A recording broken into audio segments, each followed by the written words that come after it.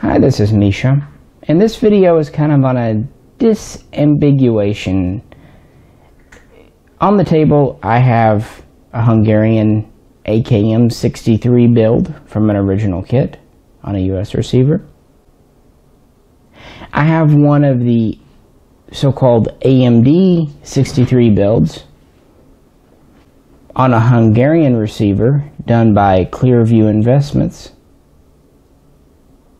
And I have one of the older TGI, Tennessee Gun,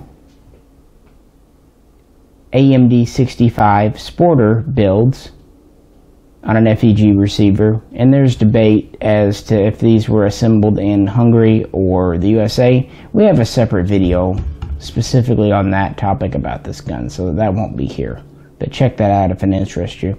Also, for the history of the Hungarian AK Kalashnikov, we have a separate video on that, and so on and so forth. But this is just to kind of explain the differences. Probably most of you know, but I've had enough people ask me, and since I had these three different guns here, it's a good spread.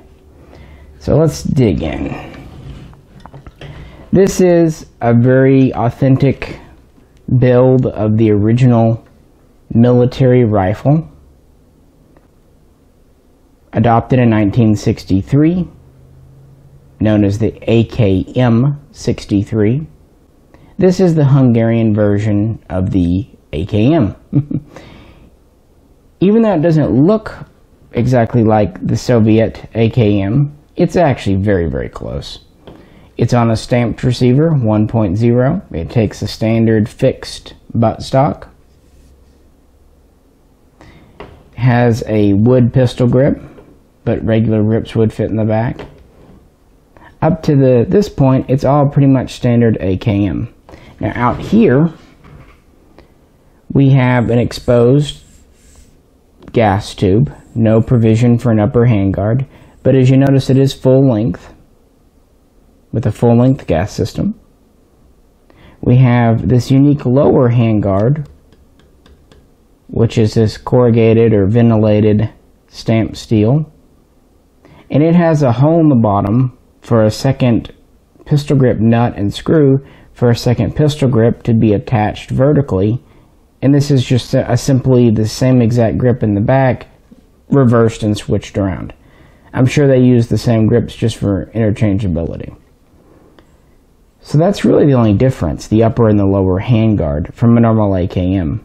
The handguard retainer in the front is a little bit different. It's more rounded and a little bit different shaped, and it has two holes instead of one than on the Soviet, but very close. We have a full-length cleaning rod under the barrel. We have a standard AKM bayonet lug, 16¼ inch barrel, so standard AKM length. 14x1 left-hand threads, and these were originally issued simply with a muzzle nut. So nothing too unique there. So again, aside from the Hungarian beech wood furniture, which is hardwood, and a lot of people are using laminate, and the special handguards, it's an AKM, frankly. Now, the AMD65 was a specialist's version. This was designed for paratroops and other units needing a compact gun. I know, for example, tank crews really appreciated the AMD65. The D stands for folding, for this folding stock. And this was basically the carbine version of the AKM63. The receiver is similar. Early AMD65s would have the same wooden pistol grip. Later they would go to these synthetics because they were more durable. They were having trouble with the wood grip in the front, especially getting broken, getting in and out of motorized vehicles. We have the same lower handguard, no upper. We have this side folding stock. It's flat in the back here. It's integrated internally to the receiver, and there's the push pin here to move it. So the differences. rather than a 16¼ barrel, this has a barrel just a smidge over 12 inches. Because of this barrel being shorter, the front sight base is moved back to nearly the gas block. The gas block is very similar, but does not have a provision for a bayonet lug. It's just smooth down here. We have a shortened cleaning rod under the barrel. Because of the shorter barrel, we have a shortened gas system, not by a whole lot, but by a bit. Thus, we have a shorter upper gas tube. Our lower handguard is pretty much the same though.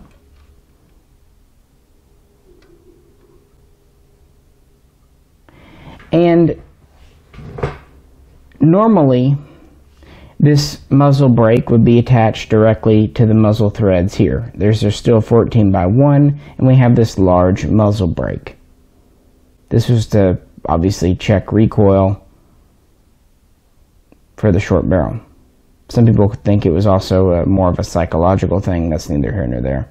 Because this is a civilian legal one, we have this 2-inch extension in between just to get it out to 16 inches. Without it, we'd be at about 14 inches with this brake on.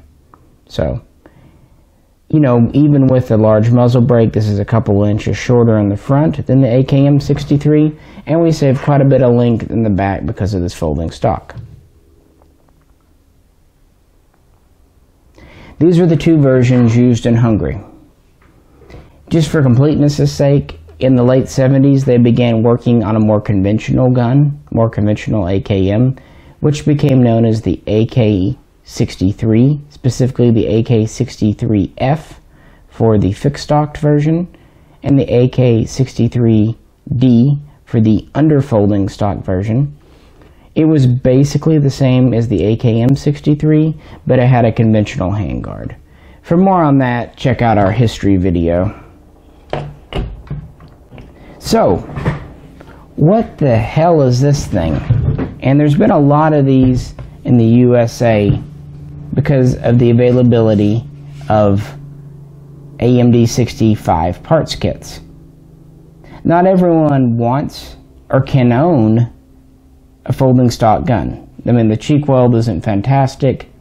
It is a pretty stable stock. It has very little movement, but you get the idea. So what a lot of companies have done over the years, Clearview is very far from the first. They take an AMD65 kit, swap the folding stock rear trunnion for a fixed stock trunnion, and put a fixed stock on it. And they call it various names, usually ending in 63. At least Clearview isn't really being disingenuous. They at least call it an AMD63, which never existed in the military. So they gave it its own kind of nomenclature. The problem is a lot of people refer to the AKM63 as the AMD63. But there are differences, as you see. You can't just take an AMD63 kit and slap on a fixed stock and have an authentic gun. The main difference, obviously, is in the barrel. The lower handguard is fine, and some AKM63s would have the polymer grips too that were added in military service. But then we have the shorter gas system with the shorter gas tube. We have the gas block without a bayonet lug. The cleaning rod that came with this kit is too short, so if we put it in, it would actually be about right here. We get to the front sight, and this has the AMD65 style brake on. Now this is removable because we have a 16-inch barrel, 16¼ and this is why this thing looks so long. It looks like it should have almost like an 18-inch barrel because there's so much space between here and here versus on this rifle. And that's because of the shortened gas system. Again, it's not much shorter on the AMD65, but it's short enough that it really shows on a gun like this. And then you put the big AMD65 brake on, and we really are out to 18 inches with this brake, but it's removable. So let's disassemble these real quick to show you that gas system a little closer. The thing is, with the AMD65s, the Tennessee guns whether they're built in the USA or not over in Hungary, it doesn't really matter. They are all Hungarian parts. With the AKM63s, very few true kits have ever come over. So there aren't many to pick from, unfortunately. As you see, the dust covers and springs are all the same on these. Here is the Clearview gas piston, and if this is dirty, blame Tim. I just got this from him. Here's the one from the kit. As you can see, we're just a good bit shorter. Not a whole lot, but call it an inch, give or take, shorter on the AMD65 piston versus the AKM63 piston. And that's the key internal difference, which leads to obviously an inch shorter gas tube and shorter cleaning rod and so on and so forth. So that's why I wanted to do this video, just to show on camera the differences. They're not major, I know, but they're somehow very visually easy to pick up on. They're differences, though small, that people notice either consciously or subconsciously because they're just, it's a dimensional thing, a proportional thing. As to these Clearview guns, we'll probably do a shooting review. Not a whole lot to be said on them. The original AMD65 parts are perfectly good quality. The receiver is one of the late FEG receivers, marked SA2000M. So it was originally a single stack that was milled out to a double. This one is a little wavy, especially on this side. This side's pretty, I wouldn't say, it's not burred up, it's smooth, but it just isn't very uneven. And the mag catch sits quite far forward. This is because the single stack magazines that FEG used were longer and thinner. So when you do this, you have some leftover room that, unless you want to fill it in with weld or something, is just going to be there. Now when you do a build, you can actually move the trunnion back infinitesimally and kind of compensate for that a bit, but as it is, this didn't have too much mag play. It has front to back, which pretty much all these conversions do because of the mag well, but side to side is pretty minimal. With a polymer mag, it would be less, but the metal mag, you got some. Still works fine though. Really, the downfall of these that the internet has pointed out a long time ago are the US barrels. They're just not great barrels. They're not going to blow up on you, they're not dangerous, but they just don't tend to be made of the strongest steel. They're not chrome lined. They will wear out quicker than a normal military cold hammer forged chrome lined barrel. So a lot of people who buy these will pull the barrels once it wears out and put something better in. Me, myself, and I'd use one of the Radom cold hammer forged barrels that are coming over from Poland. But anyway, good little build. I'm sure we'll do a little more on it. For the money, right now you can pick these up new anywhere from $450 to $475, and that usually comes with a couple of mags and maybe a mag pouch or something. So for the money in that price range, at least you do get a real Hungarian trunnion, bolt group, receiver, and if the barrel's not great, you can always pull it. So for the money, it's not a bad starter gun. Just know that it does have the shorter gas system, so some parts won't necessarily fit, like a gas tube. You can replace this lower handguard with a more standard one, but because of the slightly different retainer, you might have to do some modifications. On the other hand, it does take standard pistol grips, but you will need the different screw. These polymer grips use a short screw, so if you put a different grip on that needs a long screw, know to get that. And it uses standard AKM, AK74 type buttstocks because of the fixed trunnion they installed. So that's nice. And of course it uses standard trigger groups coming with the Tapco.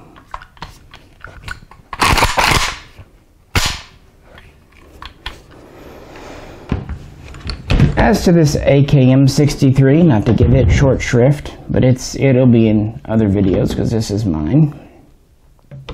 This was a custom build from a kit.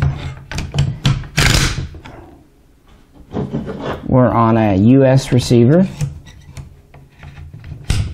but it does have Hungarian style. I think I put it over here, didn't I? Yes. Hungarian style selector markings, which I think is pretty neat. I think it's a MK, MCK, whatever, receiver. So it does have the Hungarian selectors.